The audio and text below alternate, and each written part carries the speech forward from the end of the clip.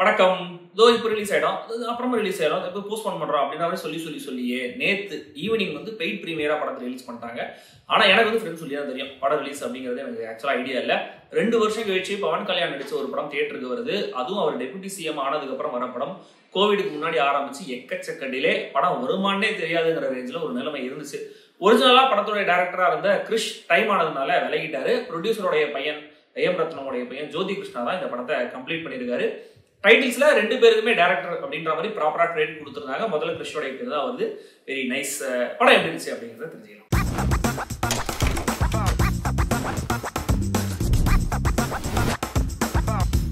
ஹரிஹர வீரமல்லு. முகாலயர்கள் ஆதிக்கம் இந்தியாவில் அதிகமான காலகட்டம். அவுரங்கசீப் செம்ம டெரரா டெல்லியில இருந்து ரூல் பண்ணிட்டு இருக்காரு. மச்சிலிப்பட்டினம்ல நம்ம ஹீரோ வீரமல்லுவோட என்ட்ரி. வீரரு சூர்ரு படையப்பருங்கிற ரேஞ்சில் 24x7 ஹீரோ பில்டப்போடைய சுத்துற ஒரு மனுஷன். அசைன்மெண்ட் அடிப்படையில திருடிட்டு அதுக்கேற்ற கமிஷனை வாங்கி வாழ்ந்துட்டு இருக்காரு. இவரை பத்தி கேள்விப்பட்டு கோல்கொண்டாவை ஆட்சி பண்ணிட்டு இருக்க ஒரு சின்ன முகல் கிங் இவர்கிட்ட ஒரு அசைன்மெண்ட் கொடுக்குறாரு. அவுரங்கசீப்போடைய அரண்மனையில இருக்கிற கோஹினூர் வைரத்தை நீ கொண்டு வரணும், ஏன்னா இங்கேதான் அது போச்சு அப்படிங்கிற மாதிரி சொல்றாங்க. சோ இதுதான் அந்த அசைன்மெண்ட். ஒரு டீம் அசம்பிள் பண்ணிட்டு ஹரிஹர வீரமல்லு தில்லியை நோக்கி பயணம் கிளம்புறாரு.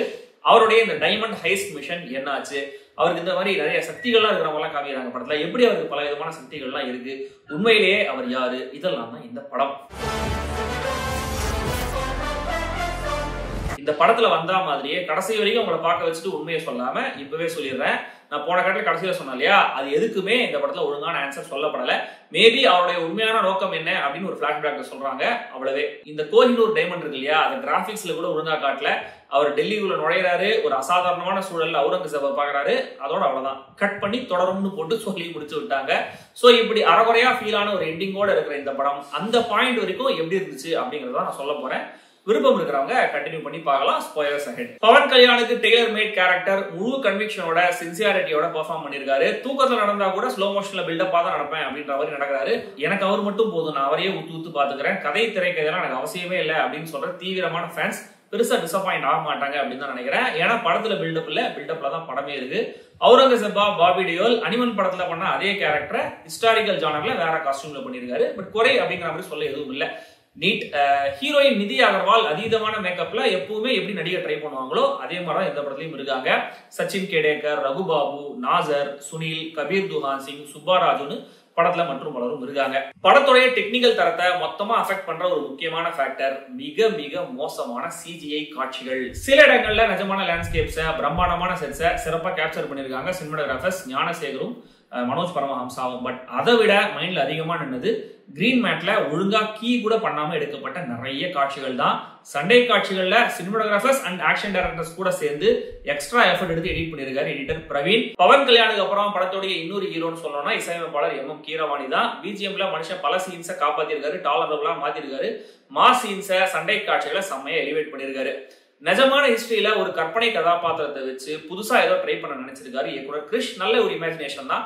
அவர் கிரியேட் பண்ணிருக்கிற இந்த உலகம், அதோடைய கேரக்டர்ஸ்லாம் ஆக்சுவலா ஓரளவுக்கு நல்லா எஸ்டாப்ளிஷ் பண்ணப்பட்டிருக்கு. ஏன்னா இப்படி ஒரு நிஜமான பேக்டிராப்ல கற்பனையா கதை சொல்லலாம்னு நினைச்சாலுமே கூட அதை எல்லாராலையும் கன்வின்சிங்கா ஸ்கிரீன்ல புல் ஆஃப் பண்ண முடியாது.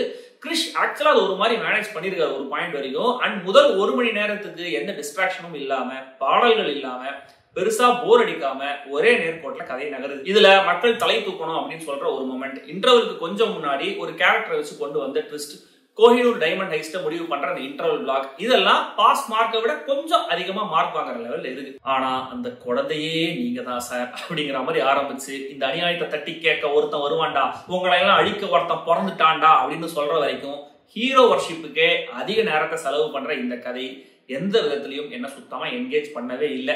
ஹீரோவோட மகத்துவத்தை சொல்றேன் அப்படின்னு அடுத்தடுத்து ஆக்ஷன் காட்சிகளும் பஞ்ச் டயலாக்ஸும் வந்துகிட்டே இருக்கு. மக்களுக்காக அப்படின்ற மாதிரி ஹீரோ டயலாக் பேசினாலுமே கூட அதுக்கு கூட மற்றவங்களோட ரியாக்ஷனை கட் பண்ணி கியூ பண்ணி போட்டு அங்கேயும் ஹீரோவுக்கு பில்டப்ல தான் ஃபோக்கஸ் பண்றாங்க. ஃபர்ஸ்ட் ஹாஃப்லயே ஹைஸ்ட் மாதிரி ஒரு சீக்வன்ஸ் இருக்கு, பட் அங்க ஸ்மார்ட்டா எதுவுமே பண்ணாம டோட்டலா மிஸ் அப் பண்ணி தான் வச்சிருக்காங்க. தென் செகண்ட் ஹாஃப்ல ஹீரோவும் அவருடைய டீமும் டெல்லிக்கு போற அந்த ஜேர்னி ஸ்டார்ட் ஆகுது. அகைன் மோசமான கிராபிக்ஸும் கூடவே டிராவல் பண்ணுது. நிறைய இடங்கள்ல செம்மையா கிரீன் மேட்ல ஒப்பேத்திருக்காங்க அப்படின்னு பச்சையா தெரியுது. மலையில இருந்து பாறைகள் எல்லாம் உருண்டு விடுற மாதிரி ஒரு சீக்வன்ஸ், இவங்க அட்டாக் பண்ண ஓநாயங்கள்லாம் சேர்ந்து வர மாதிரி ஒரு சீக்வன்ஸ், ஒரு யாகத்தை ஹீரோ ப்ரொடெக்ட் பண்ற ஒரு சீக்வன்ஸ், ஒரு சோ கால்ட் எமோஷனல் பிளாஷ்பேக் நிறைய இருக்கு. பட் இது எதுவுமே இன்ட்ரெஸ்டிங்கா என்டர்டெய்னிங்கா இல்ல. இந்த எல்லா சீன்ஸ்லயுமே குறுக்க இந்த கௌஷிக் வருவேன் அப்படின்னு இந்த திராபையான கிராபிக்ஸ் வந்து பயங்கரமா நம்மள வெறுப்பேத்துது. ஹீரோவுக்கும் அவர் ஃபேமிலிக்குமான பாண்டிங் ஒழுங்கா ரெஜிஸ்டர் ஆகவே இல்லை. அதுவும் கிட்ட வர ஓனாய உத்து பார்த்தே ஹீரோ வந்து திருப்பி அனுப்புறதெல்லாம் வேற லெவல்ல இருந்துச்சு. ஆக்சுவலா ஃபர்ஸ்ட் ஹாஃப்லயே ஆல்ரெடி புலியை உத்து பார்த்தே அவர் உட்கார வைப்பாரு. மேபி இதை பார்த்து மக்கள் ஏத்துப்பாங்க அப்படிங்கிற மாதிரி இயக்குனர் நினைச்சிருக்கலாம். படத்தோட லென்த்தும் ஜஸ்டிஃபைடா இல்ல. 2 ஹாஃப்ஸ்லயுமே தேவையில்லாத நிறைய காட்சிகள் சீக்வன்சஸ் இருக்கு. கிளைமேக்ஸ் முன்னாடி ஒரு நீளமான சண்டை காட்சி வருது. இதை பவன் கல்யாணே கொரியோகிராஃப் பண்ணிருக்காரா. ஆக்சுவலா அது கொஞ்சம் நல்லா இருந்தது. ஆக்சுவலி படத்துடைய மற்ற ஃபைட்ஸ்ல சுத்தமா இல்லாத எமோஷன் இந்த சீக்வன்ஸ்ல கொஞ்சம் இருந்தது. ஆனா இந்த ஃபைட் வர டைம்ல நான் முக்கால்வாசி டெக்னா தான் உட்காந்துட்டு இருந்தேன். ஆனா அதை விடுங்க, கிளைமேக்ஸ்ல ஒரு ஸ்பெஷல் ஐட்டம் வச்சிருக்காங்க. ஹீரோ புயல் மாதிரி வந்தாரு அப்படின்னு சொல்லுவாங்கல்ல, இங்க நிஜமா புயல் கூடவே வராது. அதாவது ஒரு பெரிய சூறாவளி காத்து இருக்கு, அதுக்குள்ள ஹீரோ மாட்டிக்கிட்டு உள்ளுக்குள்ளே ரவுண்ட் அடிச்சுட்டு இருக்காரு. இது வந்து டெல்லி பார்டர்ல நடக்குது. அதே சூறாவளியில அவுரங்கசீப்பும் மாட்டிக்கிறாரு. செம்ம ஐடியாவா இருக்குல்ல. ஆனா இவங்க கூடவே நம்மளும் உள்ள மாட்டிக்கிற மாதிரி ஃபீல் பண்ண வச்சாங்க பாருங்க. அங்கதான் இந்த புயல் நேச்சுரல் டிசாஸ்டர் இல்ல, மேன்மேட் டிசாஸ்டர் அப்படின்னு நமக்கு ஸ்ட்ராங்கா புரியுது. சொல்ல வந்த எதையுமே ஒழுங்கா சொல்லாம பார்ட் 2 பேட்டில் ஃபீல்டு அப்படின்னு ஒரு எண்டு கார்டு போட்டாங்க பாருங்க.